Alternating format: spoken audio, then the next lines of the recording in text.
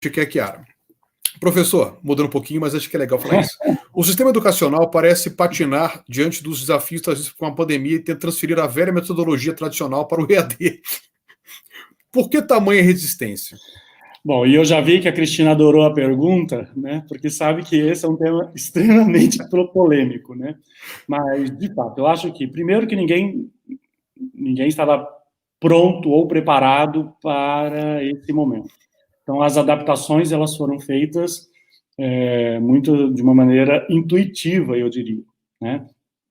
Tem grandes pesquisadores na área de EAD, tem grandes especialistas no tema, né? Eu não sou, né? Eu sou simplesmente um usuário e um professor interessado em vários desses debates, mas, de qualquer forma, a metodologia não pode ser a mesma, por isso que as aulas ficam cansativas, por isso que, infelizmente, muitas vezes as escolas transferiram para os professores a responsabilidade exclusiva de dar aula falando na frente da câmera, pura e simplesmente.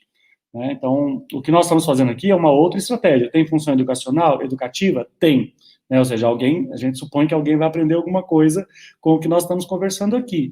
Agora, como mecanismo constante e definidor de um ano de aprendizagem, não. Agora, por outro lado, também não é adequado pensar que todo mundo, então já que nada é possível ser feito, não vamos fazer nada. Eu acho isso difícil dizer, mas eu acho isso, inclusive, um gesto de não solidariedade, porque muitos estudantes, às vezes, precisam que a gente abra a câmera apenas para conversar com eles. Para perceber, não é apenas para conversar com eles, mas para perceber que tem uma estratégia de vida que continua e que o ensino, de que a escola é um lugar importante na vida das pessoas. Então, nós não poderíamos simplesmente abandonar os estudantes, né? Então, acho que agora, também não significa ficar enfiando conteúdos e práticas que ele pode aprender em outro momento.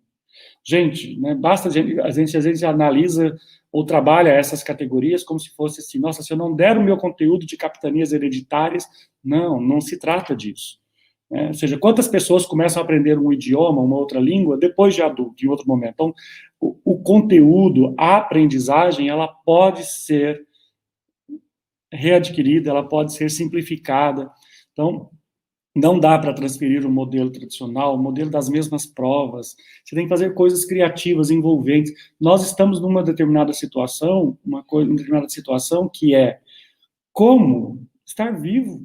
Então, consequentemente, a gente tem que cuidar de si e o cuidar dos outros, que eu tenho feito em várias lives a respeito de vestibular e outras coisas, porque, de fato, a vida continua, tem um determinado fluxo de coisas.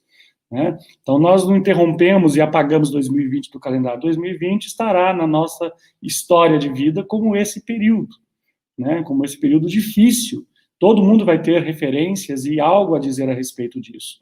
Então, eu acho que a resistência vem, por exemplo, de quem pensa a educação como um código de controle, né? Então, eu preciso, muitas vezes, e aí me perdoem, que às vezes com várias pessoas que eu admiro e gosto muito, mas vários coordenadores, tem que preencher planilha. A planilha é mais importante do que o que está acontecendo na interação entre o professor e o aluno.